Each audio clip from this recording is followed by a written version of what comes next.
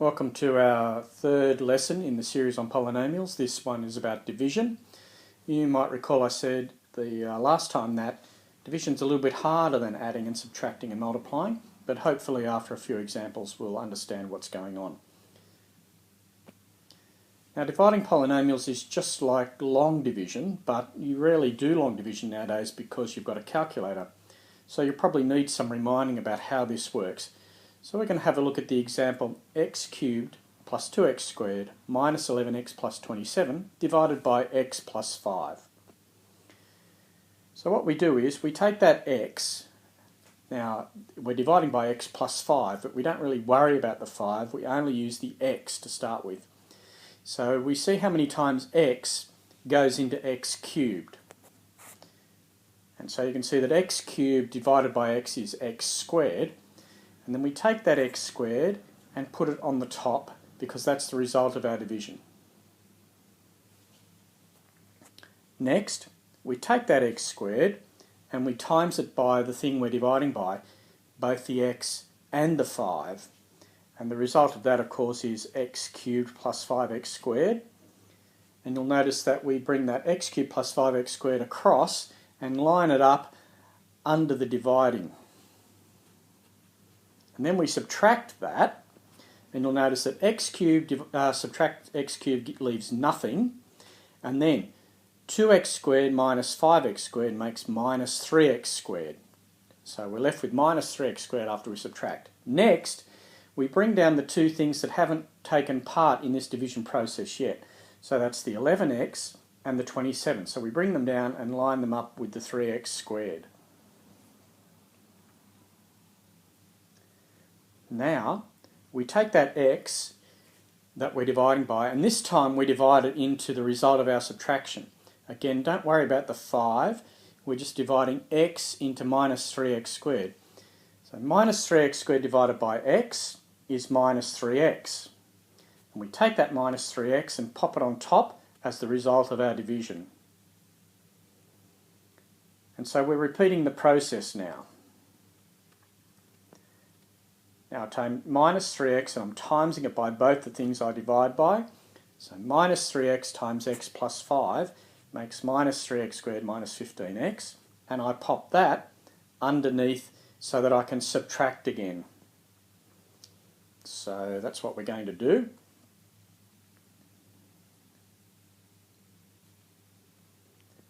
Now we're going to subtract. So minus 3x squared minus 3x squared is nothing. And minus 11x minus 15x makes plus 4x.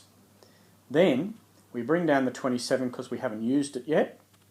And we line that up underneath with the 4x. Now we're going to repeat the process again. This time x into 4x. So 4x divided by x gives you 4. And then you pop that up the top as the result of that division.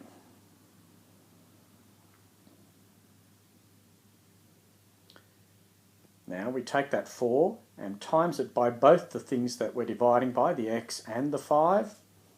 So 4 times x plus 5 is 4x plus 20. And we put that underneath so that we can subtract again. So that's what we're going to do. So we subtract. Now 4x minus 4x is nothing, and 27 minus 20 is 7. Now there's no more dividing we can do here because x won't go into 7. If you're going to divide something by x, you at least need one x there, but there are no x's, and so therefore I can't do any more dividing.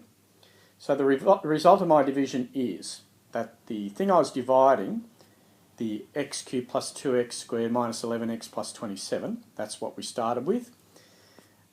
That's equal to the thing I was dividing by, x plus 5, multiplied by the result of my division, x squared minus 3x plus 4, and 7 is the remainder. And so that's how we express our answer. Now sometimes when you're dividing, there are bits missing in the thing you're dividing by, and so you need to leave spaces to account for these missing terms. So if we try and do this division, you'll notice that it goes x cubed minus 11x plus 2. So there's no x squared in there. So to account for that, we do this. I leave a big space where the x squared should go so that I know that there's something that should be there and I don't make any mistakes when I'm dividing and subtracting.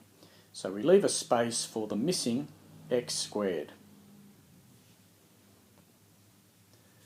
And then we start the same process we did before. Again, we ignore the minus 3. We're only going to consider the x as part of our division. So x into x cubed goes x squared times. And so I pop that x squared that I get as a result of that up the top for my division.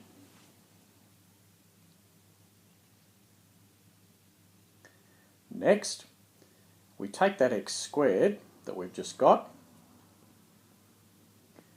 and we times it by x minus 3. That's the x and the 3. So x squared times x minus 3 is equal to x cubed minus 3x squared. And I pop that underneath so that I can subtract. So that's what we do.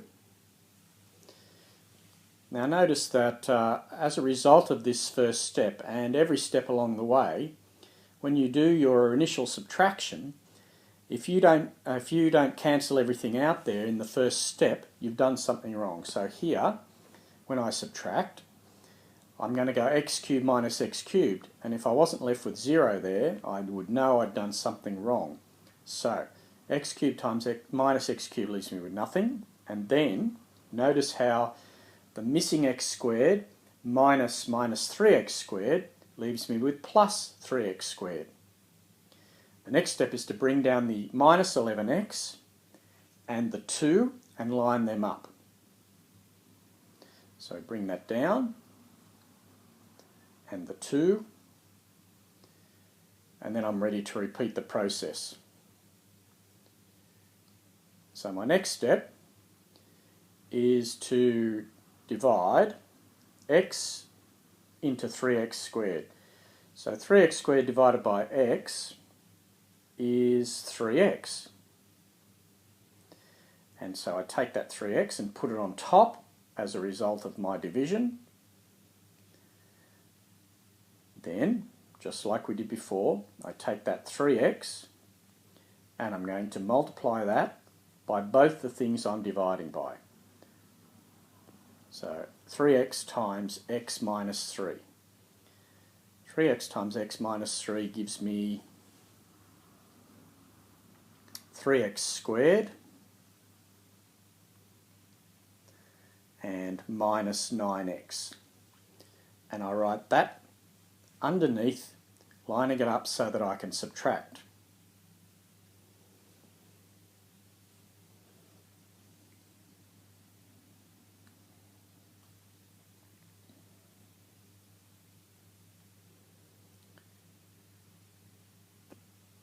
So we're going to subtract. Again, note how when I go 3x squared minus 3x squared, I'm left with nothing. If that didn't happen, it would be wrong. And minus 11 minus minus 9 is minus 2x. Next, bring down the 2, which I haven't used yet.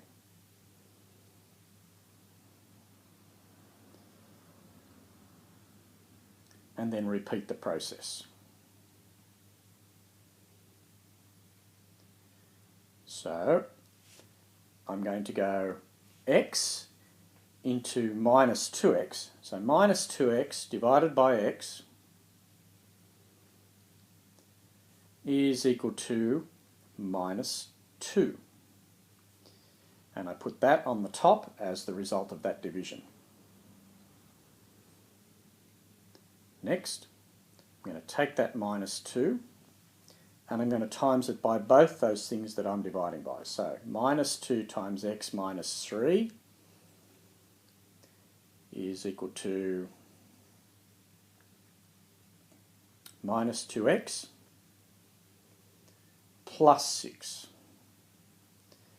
and then I pop that underneath, lining it up so that I can subtract again.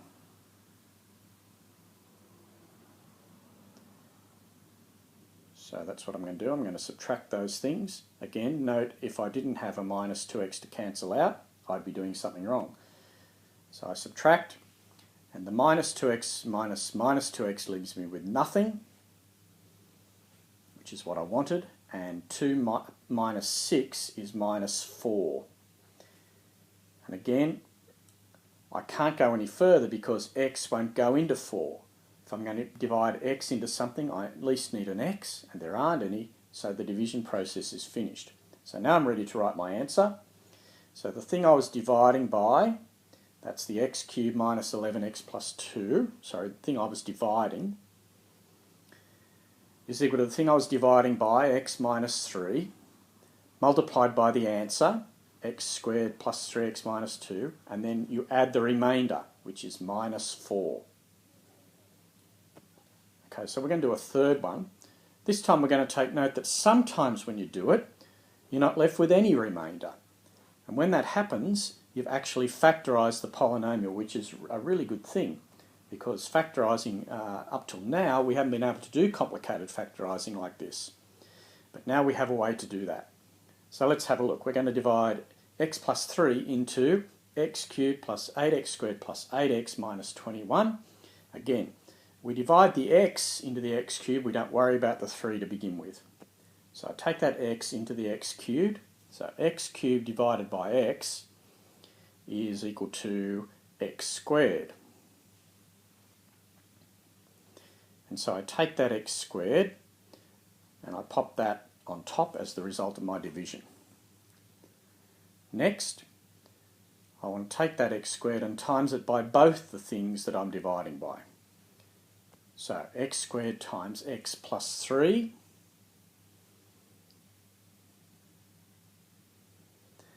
that's equal to x cubed plus 3x squared. X cubed plus 3x squared.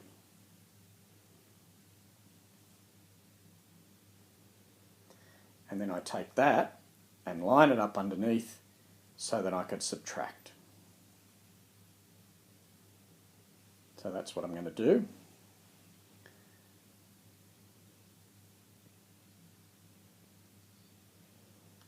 So we subtract.